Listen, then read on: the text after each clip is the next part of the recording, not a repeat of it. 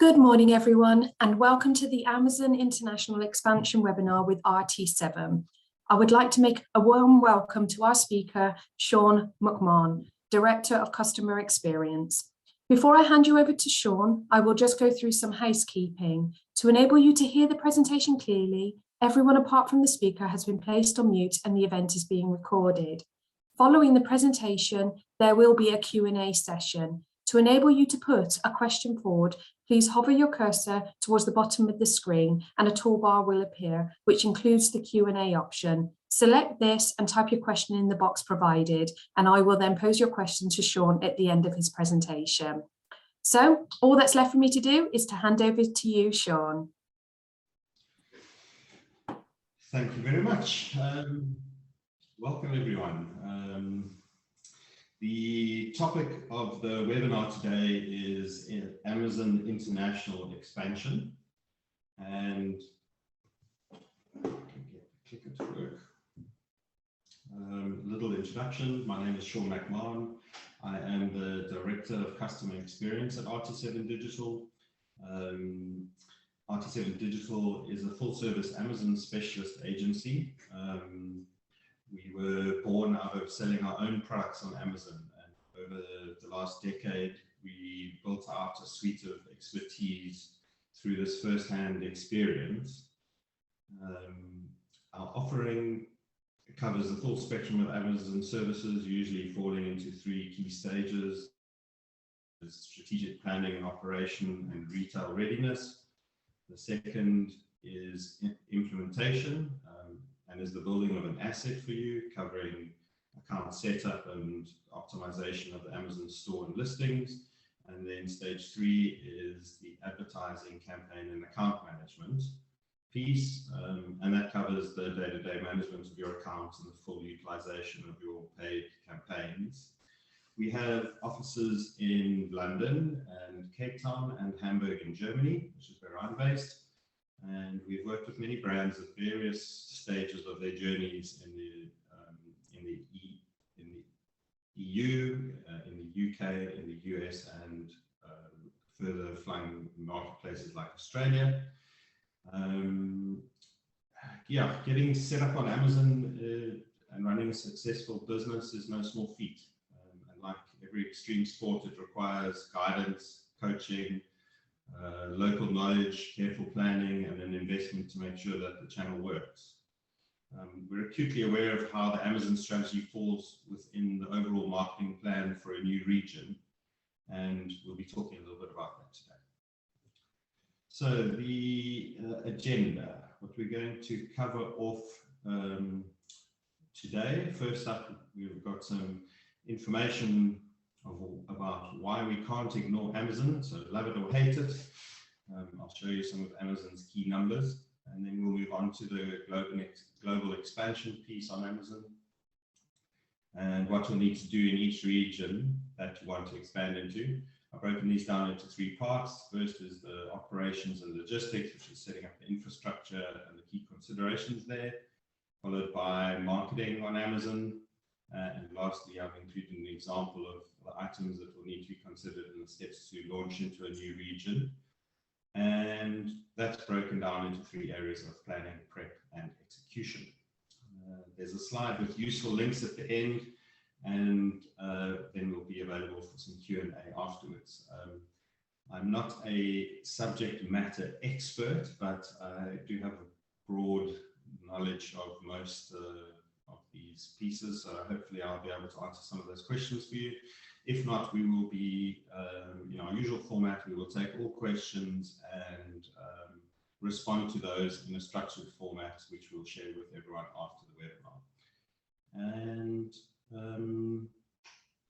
so lastly, we do have a slide at the end with useful links, which I'll be referring to throughout the webinar.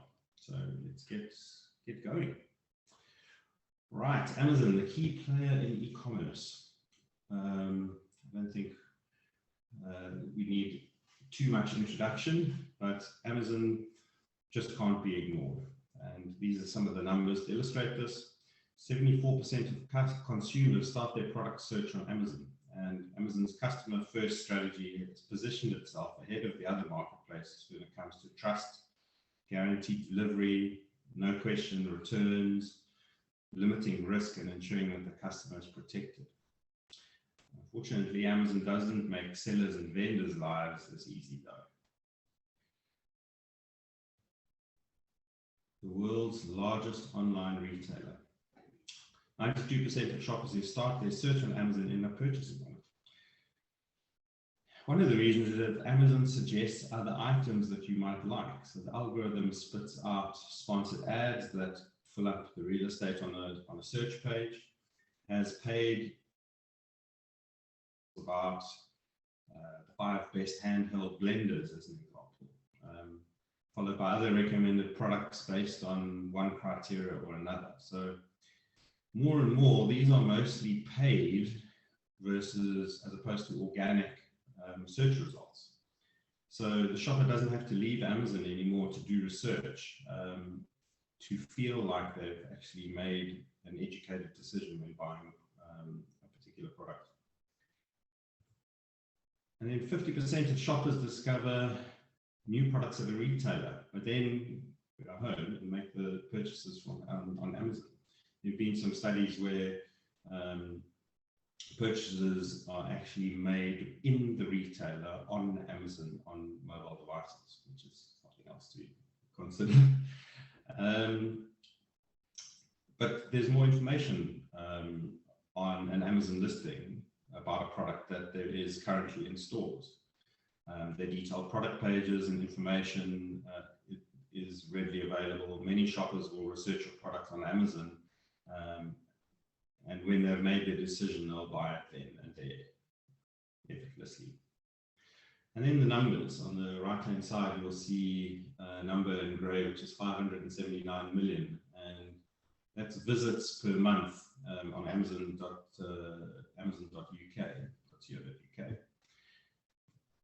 The number on Amazon.com in the States is 2.45 billion visits a month, which is astronomical. I mean, these are staggering numbers.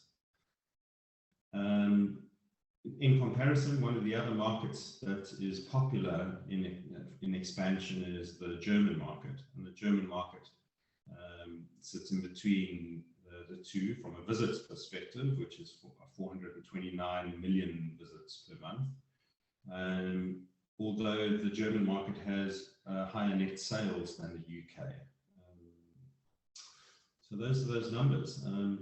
This is all reflected in advertising revenues and have been increasing year on year, an estimated 30% increase for this year, 2022, which is a whopping $59 billion in advertising revenue on Amazon predicted for 2023, which is another further 24% increase next year. So to go from 10 billion in ad revenue or ad spend to 40 billion in 4 years is a remarkable year-on-year growth on this platform. What this means is that there's more and more competition, which means that there's a serious effort that is needed to be relevant and effective, and the cost of sales and the setup is a real and not insignificant cost. So this requires a serious plan and investment, and it means choosing your partners very carefully. Some net sales per marketplace. These are in billions of US dollars. The split between the US, nearly 10 times that of the next largest Amazon marketplace being Germany, followed by the UK.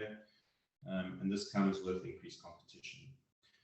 Germany is a large e-commerce market. It's well populated with buyers. They're very smart, savvy, acquainted with online shopping.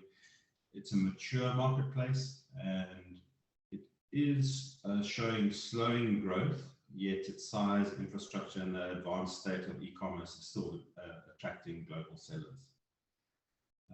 We find that most UK businesses wanting to expand into Europe will want to start with Germany, which is a best practice from our perspective.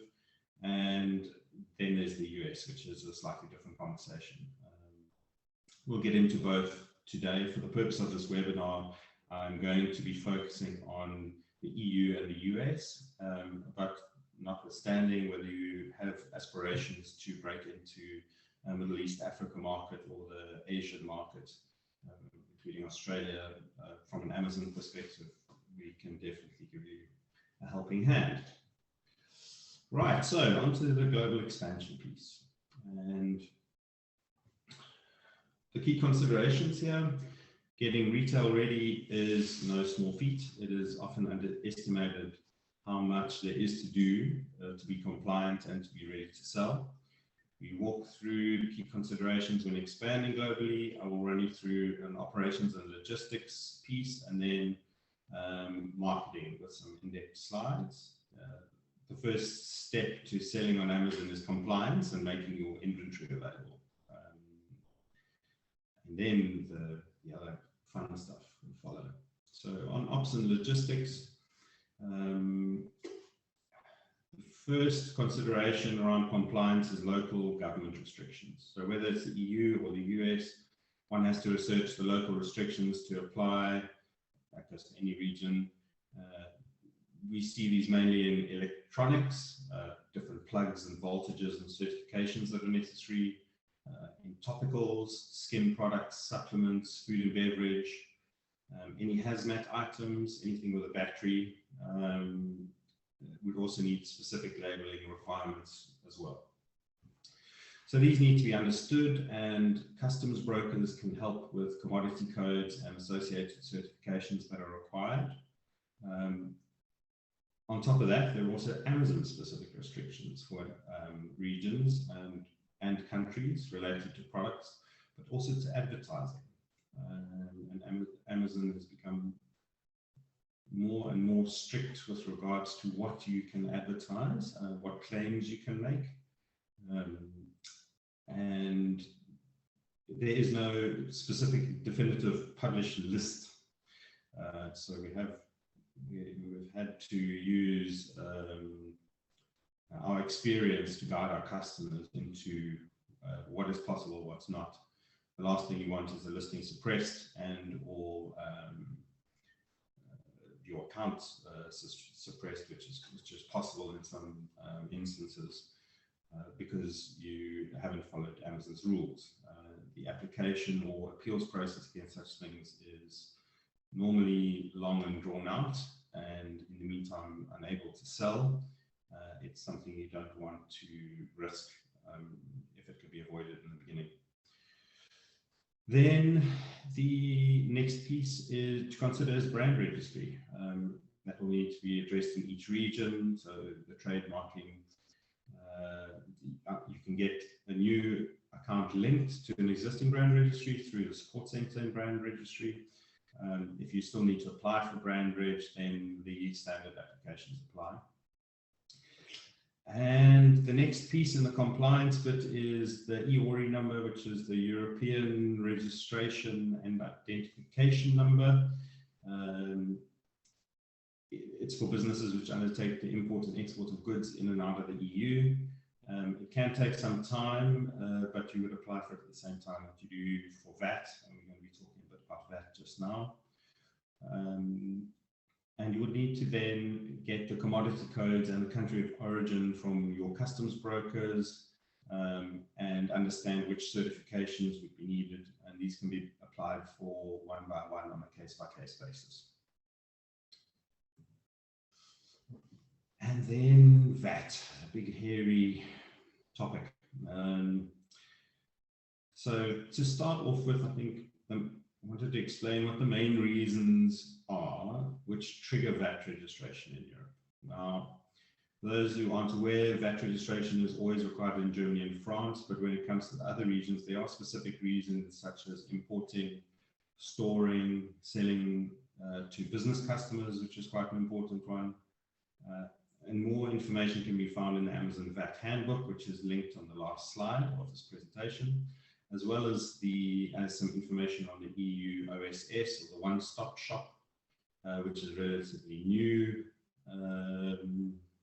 act, and the EORI links. At the heart of the 2021 e-commerce EU VAT reboot was the introduction of the one-stop shop, or the OSS, which is a single EU VAT return. And this saw the withdrawal of the distance selling thresholds, which was super complicated. So this is one of the 3 reforms as part of that 2021 EU e-commerce VAT package. The other 2 reforms ended the low-value import on the VAT exemption and the new IOSS return. And the second piece of that was making marketplaces the deemed VAT supplier. So very e-commerce orientated. Yeah, so when we think of expansion, besides Europe, which is the by far the most popular choice that we've seen with our customers, the next most popular is the US marketplace. We do recommend that sellers consider registering for the W8BENE registration. Basically allows sellers to claim their tax in the UK, and you don't actually have to go through the VAT registration process in the US. There are eligibility requirements for registering with that exemption. In your VAT interview, they'll tell you if you should register for the W9, which is a VAT registration, or the W8BENE for tax exemptions. The other consideration for selling internationally is to enroll in an FBA export program, where products continue to be housed together in the primary region. Amazon will export on your behalf as orders are received. So because your inventory is not being housed anywhere, it has no VAT requirements, but it is important to note that you also don't have any visibility on which countries Amazon is sending your inventory to. So the one tax number has been in place since 2021, and it allows companies to register and have one VAT number in the EU countries for non-EU businesses, and to consolidate that VAT, but it also applies to cross-border transactions within the EU, and simplifying that too. And Amazon does have a solution and a service. The tax certification in Germany and all the other EU countries is part of that, but they're just the middleman between the tax offices in each country. So it doesn't necessarily get expedited. Just a note that we don't and cannot give advice on customs brokering and specific requirements there. We also can't advise on tax and VAT due to the high risk and complexity. Each customer is unique with their specific requirements, and if you do need to be put in touch with anyone that can assist with that specifically, we do have preferred suppliers that we work with, and we're happy to share those with you. Typically, we wait for all the tax implications to be concluded before we start any of our projects or work. This is the trigger to start the rest of the project. And then, once that happiness has been concluded, we can move on to logistics, warehousing, shipping, and fulfillment. So, touching briefly on these 3 considerations, if you have your primary region as the UK, customs affects every region from the EU and the US and Middle East, Africa, and Asia, and any other region. And it does require meeting customs legislation. We do recommend, as Amazon recommends, getting a customs consultant to guide you through this process, especially if you haven't dealt with customs before.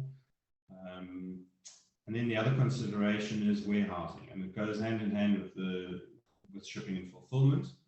So particularly when we look at long distance countries such as the US for expansion, you need to think about if you're going to utilize a third-party warehousing solution through a 3PL who can support your activity in that country and then either fulfill direct to the customer or have them support you with fulfilling directly into Amazon.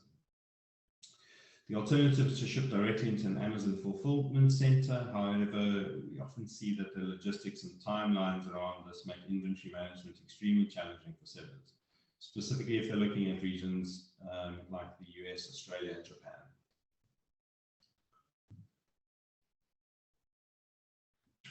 The other hot topic after Brexit was the future of EFN and pan-EU FBA. If you're doing EFN or pan-EU FBA, you still have to split your inventory, as the UK has been completely removed from pan-EU FBA. EFN is, however, now back, although we don't really believe it's a suitable solution that scales, but it does have its purposes. So you'll need to elect a primary marketplace as somewhere in Europe, and then either go the EFN route or the pan-EU FBA route. The benefit of the EFN network is that your inventory is not being housed in every country in Europe. So Amazon will, and so certain countries that you don't need to then register for that. However, the fees for EFN are based on how far the inventory is needed to be shipped, and therefore we often see that EFN triggers somewhat higher fees than pan-European FBA. So pre-Brexit, the primary region could be the UK, and we just opted into pan-European FBA, and Amazon would do the rest. But after Brexit, we now have to choose a primary marketplace that's one of the larger ones, so either France or Germany or Spain or Italy. And the client would need to get the designated marketplace, get into that marketplace, and into the designated fulfillment center. And then the pan-EU service stays the same. So you need to get a pallet into Germany, as an example, and then enroll in pan-EU FBA. The costs on EFN are more expensive. EFN doesn't move stock around, so it's only shipped when it's ordered. And what we've seen is that EFN conversion rates are lower because the delivery time is longer. But it does have some purposes. You can use it to test the waters for pan-European FBA, or you can use it to start building reviews. And either way, with logistics and fulfillment, 3PL in the US is absolutely the way to go. There is no other way to do it successfully. In the EU, you can send directly into any fulfillment center. So it is possible to skip past the 3PL. But in the US, you do need a 3PL to clear your goods through customs and to then hold stock to feed into the various Amazon fulfillment centers. Just a note that pan-European is for shipping only. So campaign and content management still has to be run up individually out of each account in each country. It has to have its own AMSs and own seller or vendor accounts that need to be managed separately. And then the next section is on global selling. So I've got some slides on seller and on vendor. Excuse me, I'm not going to go through too much detail in these slides, but just putting on your radar that these tools are available for sellers and for vendors. The global selling tool, or build international listings tool as it was known, is available for sellers. What this tool does is it allows you to migrate your listings into any region that you've linked to your seller account.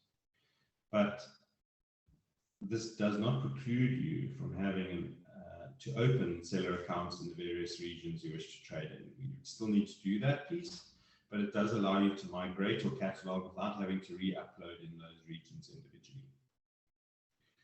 The tool does offer a baseline translation, although in our experience, the feedback from many sellers in those local markets is that the quality of the translation is quite low. So we do recommend putting your content through a localization or a transcreation process, which is a service that we offer, but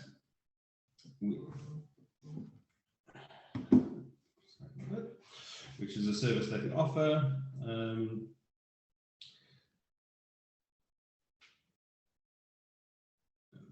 lost my place. There are also a lot of translation agencies and in the various marketplaces. If you plan on doing it yourselves,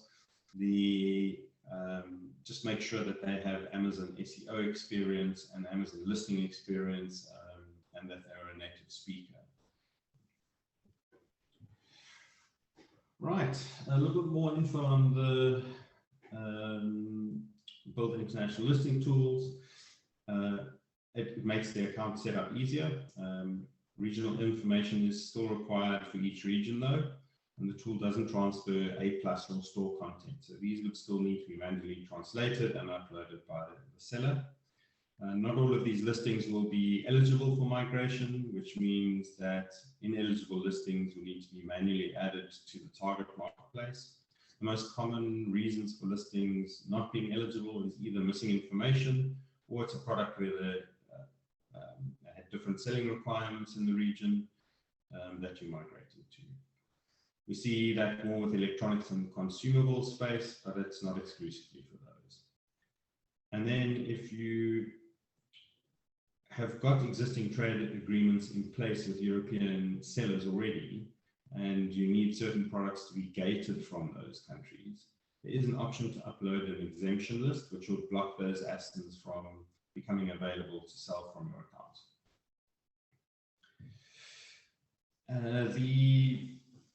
The same tool on vendor.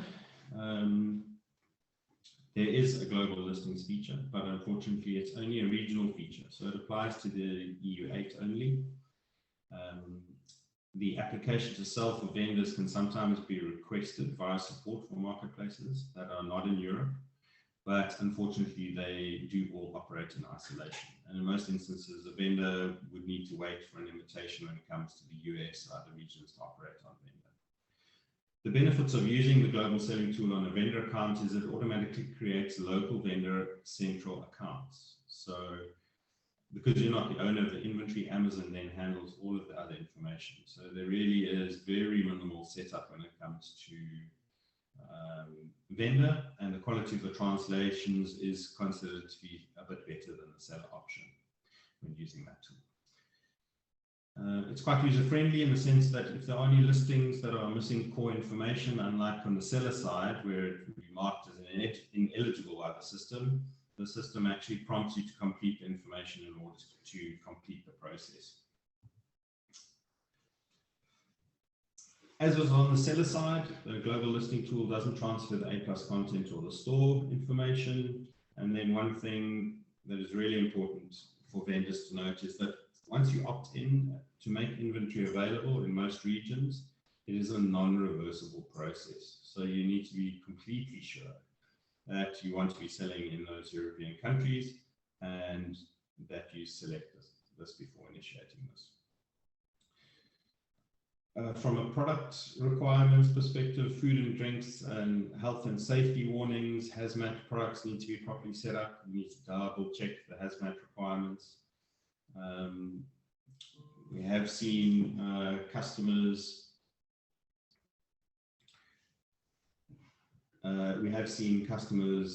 come unstuck with hazmat and product listings being suppressed because of hazmat in particular being a particularly tricky issue, and we've seen a lot of this play out in the topical and supplement section too. The global listings creates extra vendor accounts in each region, but the orders POs will come from the primary region, and the account will need to be fulfilled in the primary account country. So you don't have any contracts or any warehouse addresses when setting up other linked accounts. You don't have to list your entire catalog across, especially with exclusivity issues where you don't have access to those in different regions. There are no VAT registrations as you only sell into vendor UK, as an example, if that was your primary market. And from a marketing perspective, Amazon Store and the PDP translations or transcreations are advisable to aid conversion. And on the listing side, listing images that are uploaded into the primary marketplace or region, or where the images were first loaded, will override the other secondary images. It can work the other way, where, as an example, you upload into Germany and they pull the other way.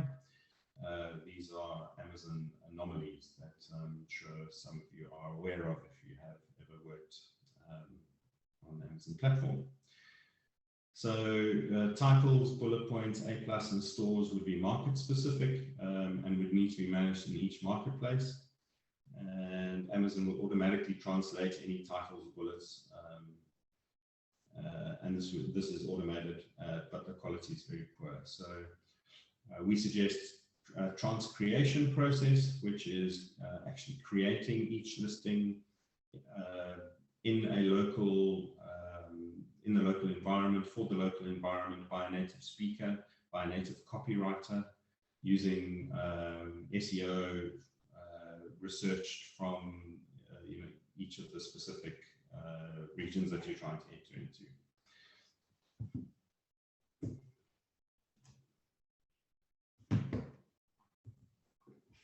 And then on to marketing. So this is where we focus on the customer-facing elements of Amazon, especially the content. We see this commonly across vendor and seller when selling into multiple regions, and especially in the EU and from the EU to the and from the UK and the US, that localization of the content in each region is key. There is a difference between the US and the UK market. There is definitely a difference between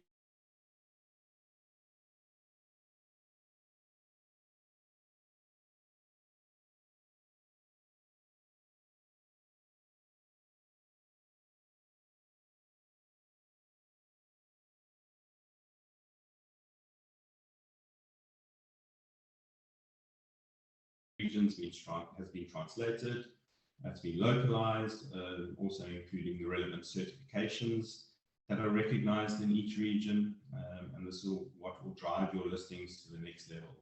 When looking at key metrics such as conversion rate, for instance, and driving the most out of advertising spend when it comes to managing the AMS effectively as well. On the left, the US version, on the right, the same format trans-created for the German market. So marketing on Amazon, the content in AMS. This also applies to advertising, and it may seem obvious, but something we commonly see is that there is no blanket approach to be applied to advertising on Amazon within AMS. Keywords need to be researched and will be specific to each region. So in Germany, German keywords need to be targeted and refined, and if you don't have the relevant resources initially to do local keyword research and translations, is to use the automatic campaigns within the AMS to assist you. And it allows Amazon to provide you with recommendations about what your keywords to watch are, what is converting and what's not. Draw those out, look at it from a data level rather than a specific keyword level, and it can sometimes be a bit of a stretch to have a full understanding of multiple languages to that level of depth initially. So starting with translations of known converting keywords is a start, but to do this with a native speaker and a translator or copywriter that understands keywords and understands Amazon. Right, this piece, marketing off Amazon. Creating awareness outside of Amazon is very important to fill up the top of the funnel. So just like any other business, there's a lot of brand awareness to drive on Amazon and metrics to measure that. But you also need to look at running your own events, running paid social campaigns or Google ads or webinars to drive people to these Amazon listings. I always compare the launching of a store on Amazon to the opening of a high street shop. It's the same setup needed throughout the business across all departments, and you need to rope everybody in. You need to address stock and logistics, a shop front that's well laid out,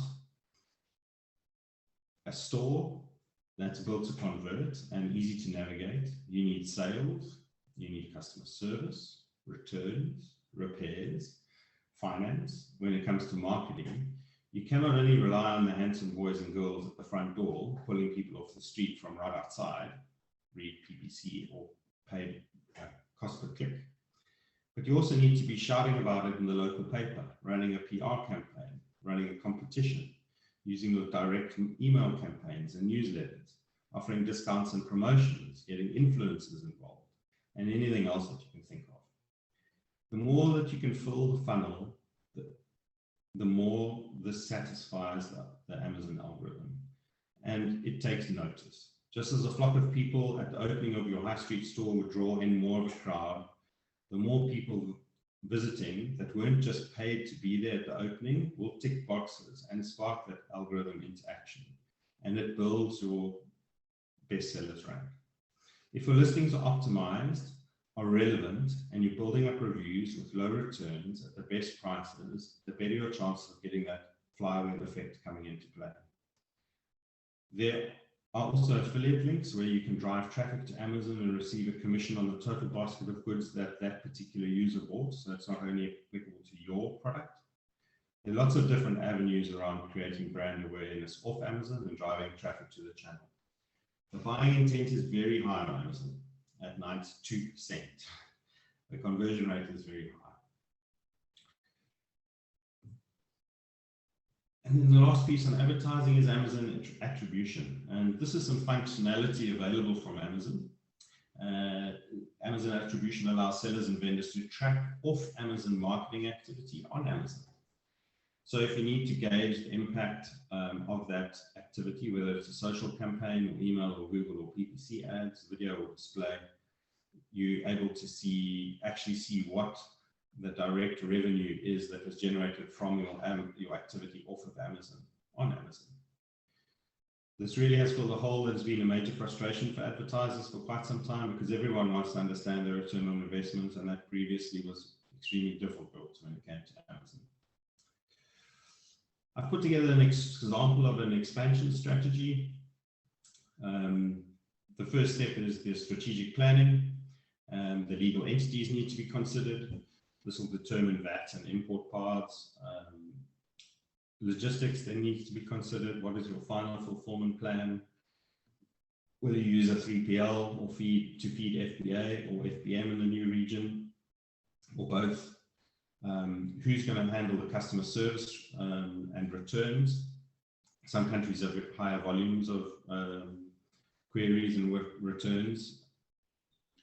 In Germany, as an example, there's a 14-day no quibble returns policy, and 86% of Germans will read the T's and C's before they buy. So quite different from some of the other cultures. And the next piece in this planning is researching the market size and complexity.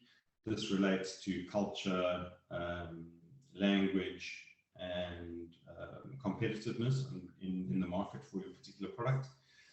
And then lastly, product compliance. We've gone into a little bit of this, but you need to obtain licenses, certifications, and permissions from IP rights owners. And this can all be done through onboarding with the customs broker. Step two is the preparation, and some clients are primed better to expand, some more ready than others. If you have any existing EU exposure, tax and certifications are normally in hand already. Warehousing will probably be sorted out. Those that don't have to set up tax and don't have any certifications to get would have the least barriers to entry and would be able to get going quicker. The next piece would be to enable multi-country inventory instead of central, building listings that will be able that convert on Amazon and ensure that the listing info is accurate and in compliance with the commodity codes and advertising restrictions of that region. The next consideration is packing, size and storage, efficiencies within FBA, fulfillment, and lastly, the API connections into your 3PL. They really are a massive leap forward from an efficiency perspective these days, and then returns and customer service. So step three is putting that all together and kicking it off. It's the execution part, and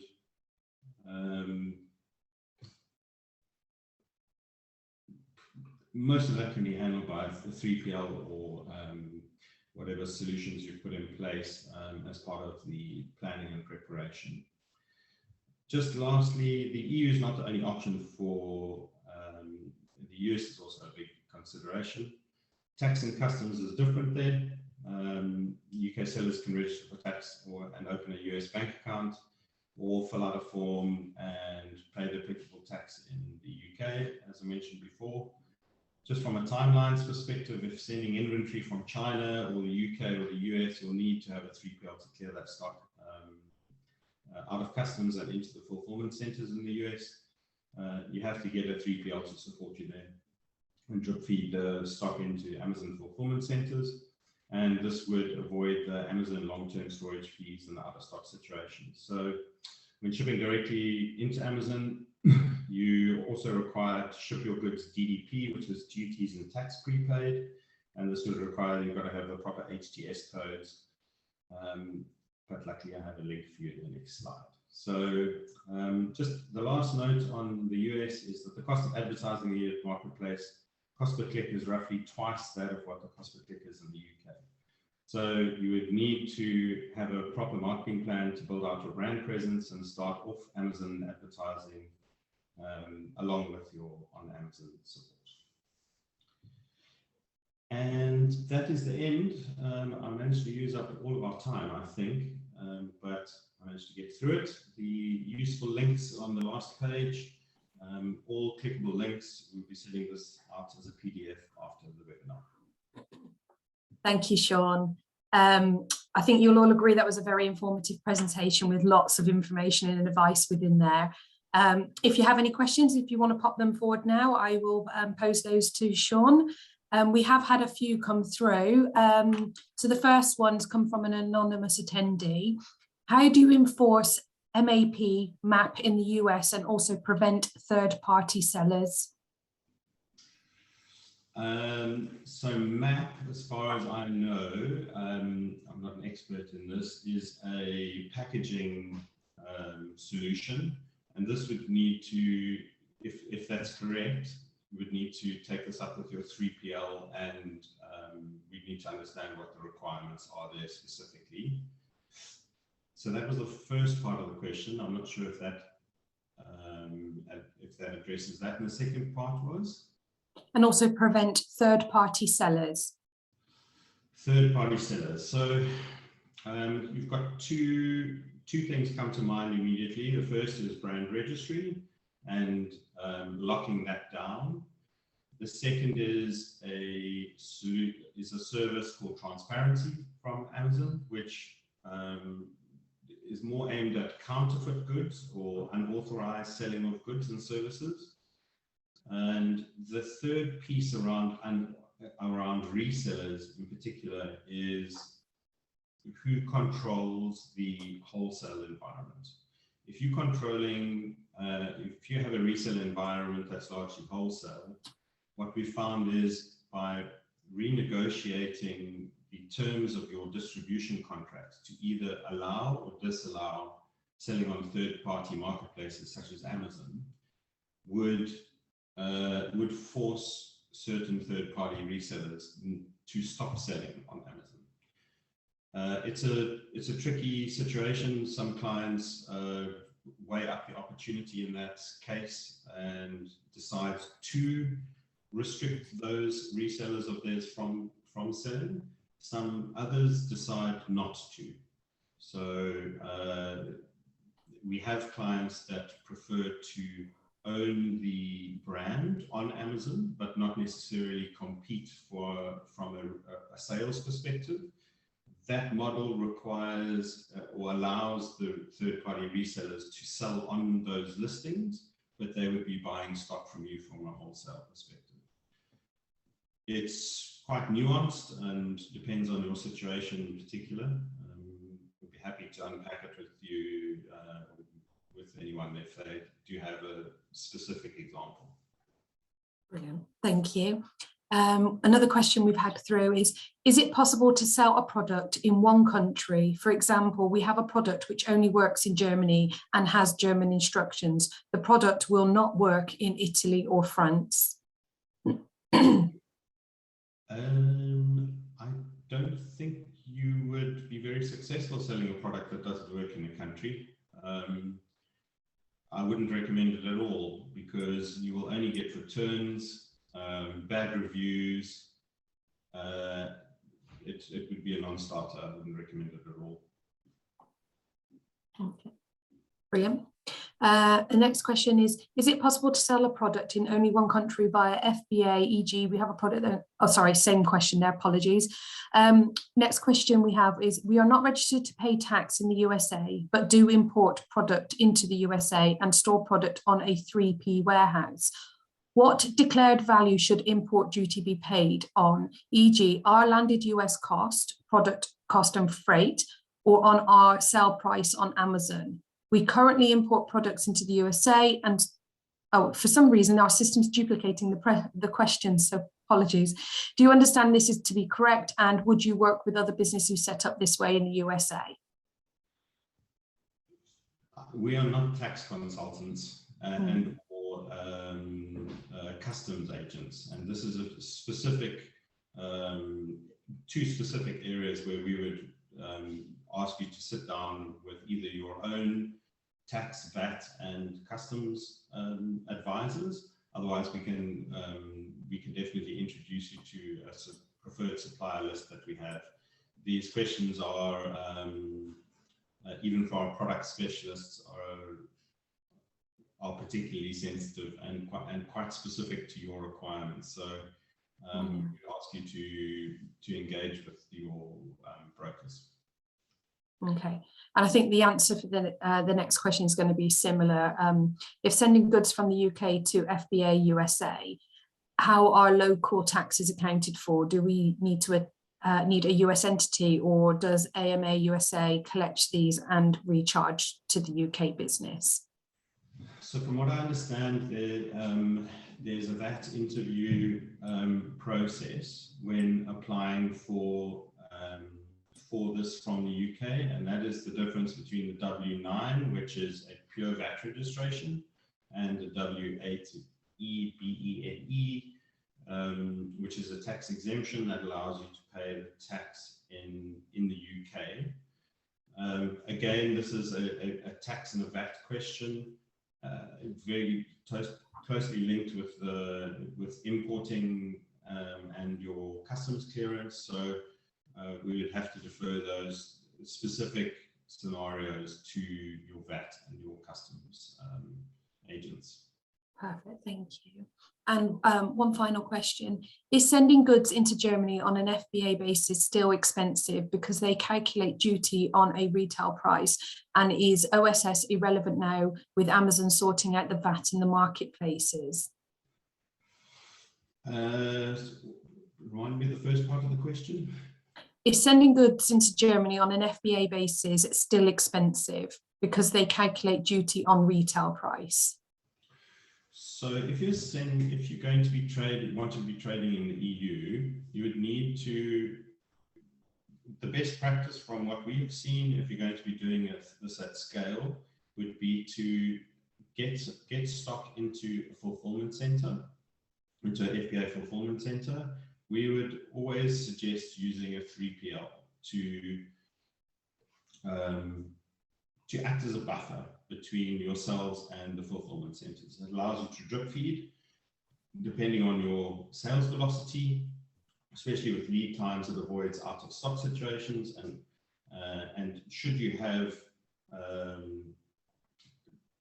greater capacity in your FBA fulfillment allowance, and you're unable to sell for a while, or your sales velocity slows, the overstocking fees on Amazon is expensive. So FBA depends on your situation, but typically the rate card is attached in the last slide, and you'll be able to identify exactly what the holding costs and the selling costs are for your particular situation and product. It is no more expensive than dealing with Amazon in the UK on an FBA perspective. So I don't think that it would be any more expensive. The OSS piece comes into play so you would need to still register for VAT in all of the countries where Amazon holds stock for you. So if you have your pan-European FBA, you would still need a VAT registration, even if it is through the OSS, for each one of those countries outside of your primary fulfillment center within the EU. So the OSS, again, it's relatively new, and the tax and VAT specialists would be able to give you the various scenarios, depending on what it is that you want to be doing. But it's not just by getting into the EU and getting an OSS registration doesn't necessarily preclude you from having to then still register within for VAT numbers in each of those countries. Yeah, thank you. So that actually brings us to the end of the questions. The presentation and Sean's contact details will be shared with you all later this week. And it's just for me to say, coming up on Thursday, we do have our international trade conference taking place at the Stratford Manor Hotel, and Sean will actually be joining us on that day at the event. So it's an opportunity for you to speak to him directly, ask any other questions that you have. We have a whole host of other speakers joining us there, along with Shelley Boyle from Mano Mano, all providing insights and experience around exporting. Still spaces available to book if you would like, and feel free to email me. My email address is zm@beta.co.uk, but details around the conference and all our future events can be found on our website. So again, many thanks, Sean, today for your time, and thank you everyone for joining us, and we hope to see you soon. Goodbye. Thank you.